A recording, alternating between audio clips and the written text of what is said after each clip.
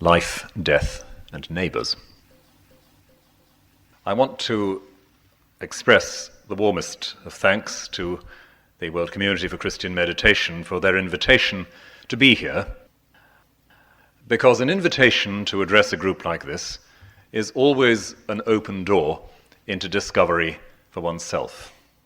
In preparing what I have to share with you in these few days, that's been very much my experience.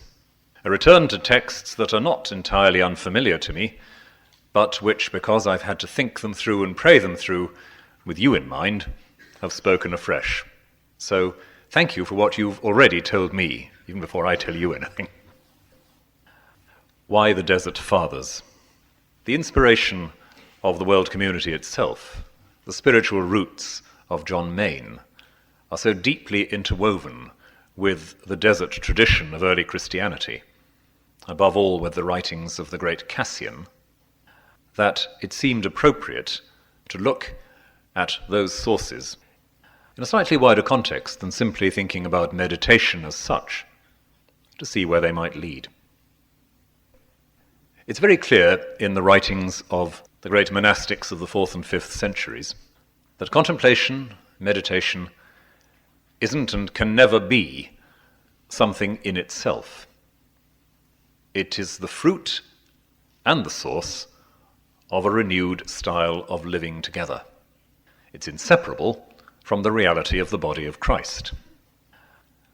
And what I want to do in these sessions is to look at certain aspects of how the life as a whole was understood by those early monastic writers, to see if we can be taken a bit further into understanding where the meditation came from and where it goes to. Because as we think about that, it seems to me, we touch on some of those well springs of renewal for our community as Christians. And so, to this evening, life, death, and neighbours. I've chosen those three words, life, death, and neighbours, for this first session, because they're words that are repeatedly interwoven in some of the recorded sayings of the first couple of generations of desert monks. You know the essentials of the history, that in the 4th Christian century, an increasing number of Christians, worried by what they saw as the corruption or secularizing of the church of their day, began to move into communities in the desert, some large, some small. Many of them moved beyond that into solitude, doing so in order to rediscover what it was that the church was there for. A question whose answer wasn't always completely obvious in the 4th century, as indeed it isn't always completely obvious now. What they discovered in the laboratory of the spirit, that was the Egyptian and the Syrian desert, has to do not only with how you pray, but how you understand your humanity. Hence, life, death, and neighbours, because our human life pivots around that cluster of realities for the desert monks. Some examples. You're going to hear quite a lot of quotation in the next few days. In other words, I'm going to let other people do the work for me. I'm quoting from The Sayings of the Desert Fathers, translated by Benedicta Ward, a book which some of you I'm sure will know and which I think is still in print and remains the best collection in English of the Sayings of the Desert Fathers. From St. Anthony the Great, usually regarded as the founder of monasticism as we know it, our life and our death is with our neighbour. Our life and our death is with our neighbour. If we gain our brother, we have gained God. If we cause our brother to stumble, we have sinned against Christ. Further on, and a generation or so later, Moses the Black, an Ethiopian, an extraordinary, literally larger-than-life person, Abba Moses wrote to Abba Pimin, "The monk must die to his neighbour, and never judge him at all in any way whatever." A brother said, "What does it mean to think in your heart that you're a sinner?"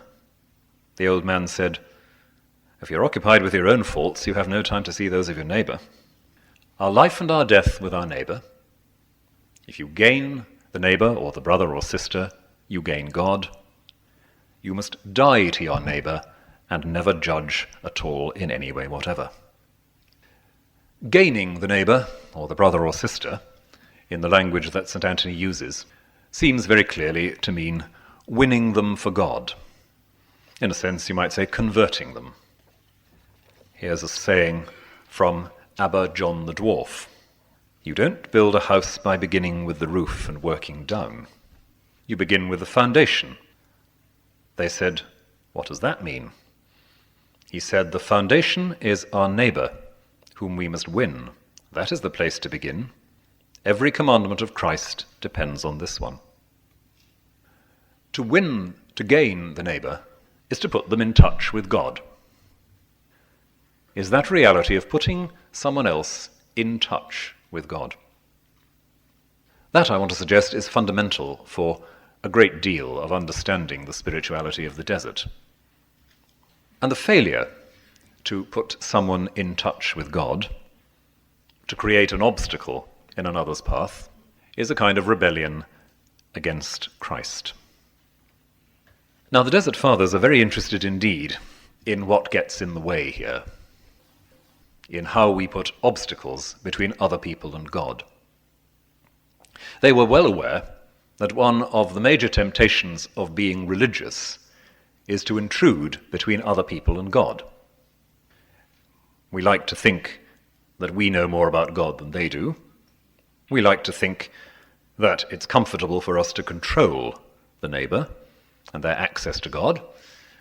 And you can read a good deal of the history of the Church as a sustained attempt to police one another's relationships with God on the part of Christian people. The Desert Fathers didn't escape that by going to the desert.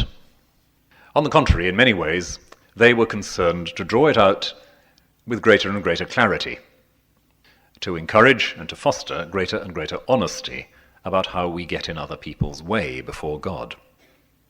And there are a number of instances which they habitually refer to of this kind of getting in the way.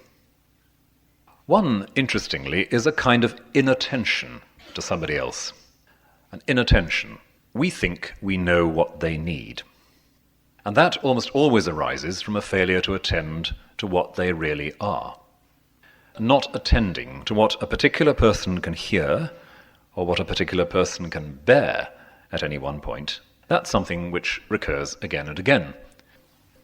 There are several versions of the story in which a young monk comes to an old one in something like despair and says, I have temptations, I have problems of this or that kind, and I went to Father so-and-so, who said, this is terrible, you must do 17 years penance.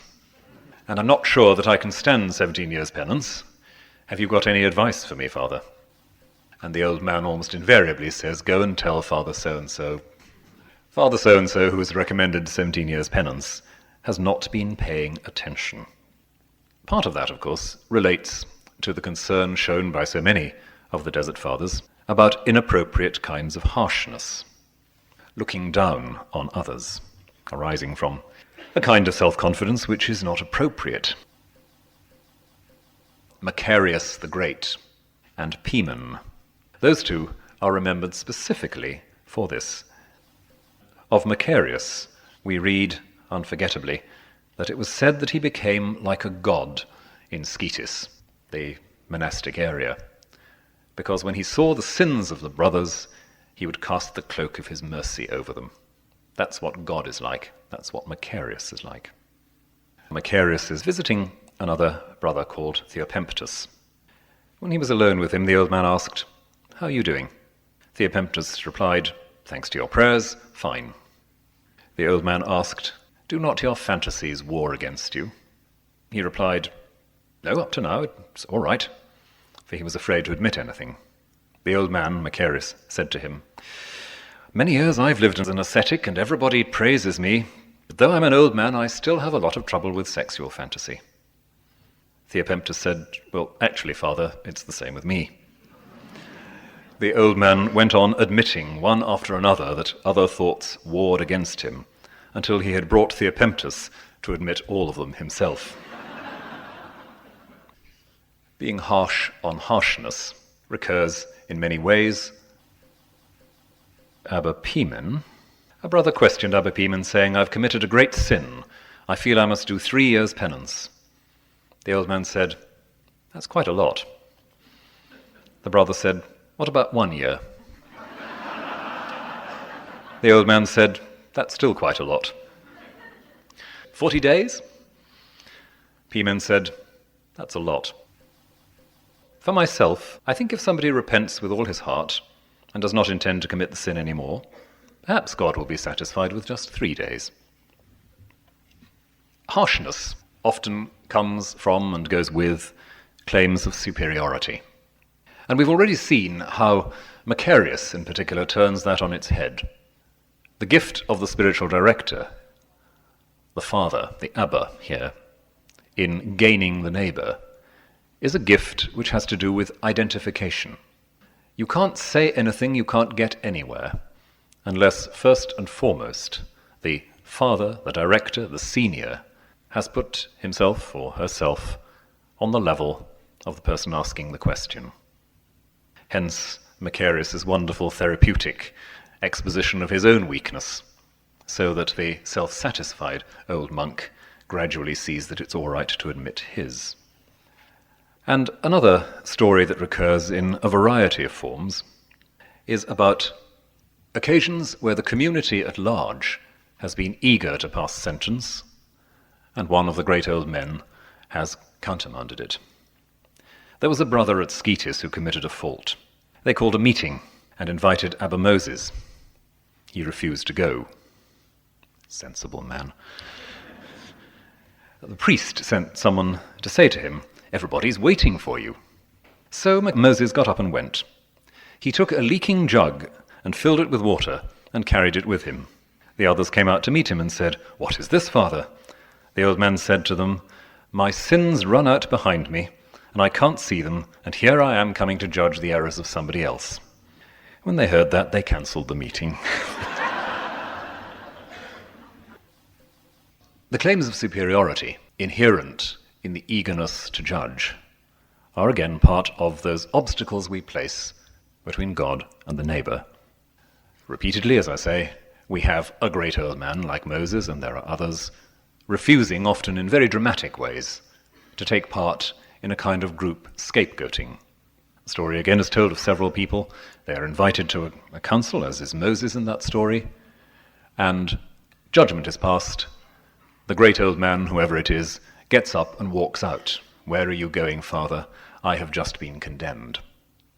All these hang together as part of one indissoluble vision of spiritual and relational therapy. Inattention to the reality of the other leads to harshness. Harshness has to do with superiority. Superiority blinds to yourself and the other, and all these failures provoke despair or mistrust, which is the worst thing you can possibly do in relation to anyone else. And that's why dying to the neighbour is part of living with the neighbour.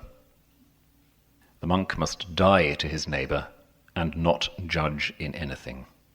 Like Macarius, covering the sins of the brethren as if he did not see them. And Abba Joseph's question, "Who am I?" It's not a kind of indifferentism, that sin doesn't matter. It's just that the one place you can be certain of recognizing failure and alienation from God is in yourself. Hence the advice given by Moses to Pimen, if you have sin enough in your own life, in your own house, there's no need to go looking for it elsewhere. Or as another father puts it rather more graphically, when you have a corpse laid out in your own front room, you don't have time to go to a neighbour's funeral. That is a way not of minimizing the seriousness of failure, but recognizing that failure is only healed by humility and solidarity, and not by condemnation.